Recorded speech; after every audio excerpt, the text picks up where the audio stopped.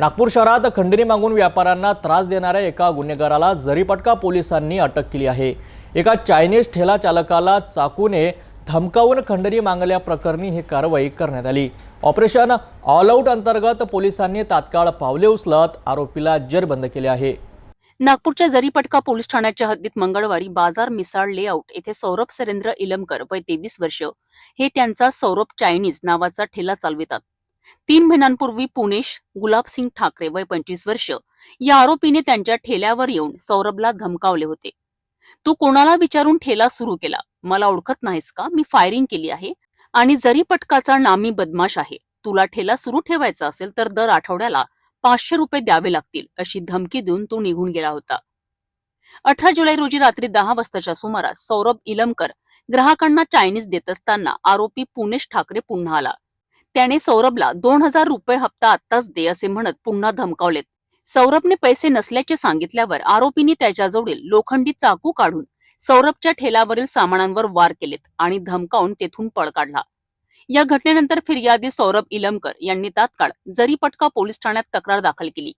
Police उपनिरीक्षक सोनवणे यांनी या तक्रारीची गंभीर दखल घेत भारतीय न्याय संहिता कलम 308 सह भारतीय हत्यार कायदा कलम 425 आणि महाराष्ट्र पोलीस कायदा कलम 135 अन्वये आरोपींविरुद्ध गुन्हा दाखल केलाय।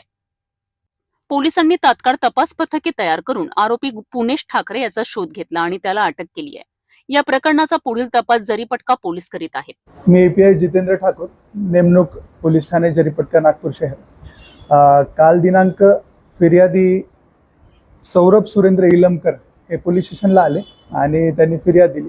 घटना अशी आहे की मागील 3 महिन्यापूर्वी एक पुणेश गुलाबसिंग ठाकरे म्हणून आरोपी आहे, त्याच्यावरती याआधी पण फायर आर्म्स आणि खुनाच्या प्रयत्नाचा गुन्हा दाखल आहे। तो सुरेंद्र इलमकर हा चायनीजचा ठेला लावते मंगळवारी बाजार या ठिकाणी।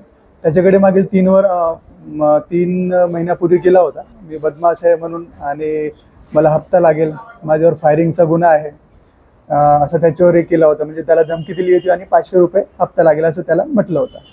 मग त्यावेळेस त्यांनी त्याला पैसे दिले नव्हते किंवा माझ्याकडे पैसे नाही, हप्ता देऊ शकत नाही।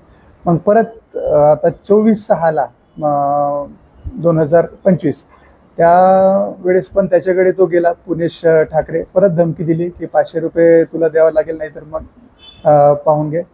आणि त्या दिवशी नेमकं म्हणजे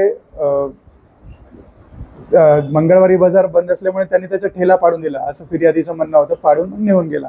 मग त्याला भीती वाटली की मला धंदा करायचा याच ठिकाणी, त्यामुळे त्यांनी मग रिपोर्ट दिली नव्हती। पण नंतर त्यांनी एक लेखी तक्रार अर्ज दिला आणि काल परत जेव्हा ही घटना त्यांनी आपला नेहमीप्रमाणे सकाळी 10 ते तो रात्री 10 पर्यंत ठेला लावते चायनीजचा मंगळवारी बाजारला।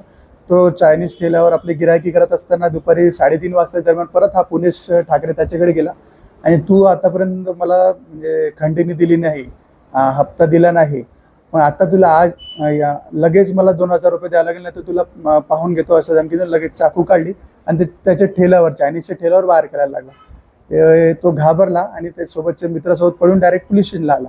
मग नंतर त्याच्या विरुद्ध आपण त्याची तक्रार घेतली आणि जो पुणेश गुलाबसिंग ठाकरे आहे आरोपी, वय 25 वर्ष आहे, राहणार मिसाळ लेआउटचा आहे, त्याला डीबी पथकाच्या सहाय्याने आपण ताब्यात घेतला, शोध घेऊन त्याचा वरिष्ठांच्या मार्गदर्शनाखाली आणि अरेस्ट केली। आणि पुढील तपास फिर्यादीचे रिपोर्टवरून आपण पोलीस स्टेशनला अपराध क्रमांक 530/2025 कलम 308(3), 308(4), 351(3) भारतीय न्याय संहिता सहकलम 425 भारतीय हत्यार कायदा सहकलम 135 मपोका अन्वये गुन्हा दाखल केला आहे। आरोपी सध्या अरेस्ट आहे, तपास मी करत आहे। माननीय वरिष्ठ पोलीस निरीक्षक यांच्या मार्गदर्शनाखाली वरिष्ठांच्या मार्गदर्शनाखाली तपास सुरू आहे आणि आज PCR साठी आम्ही जाणार आहोत।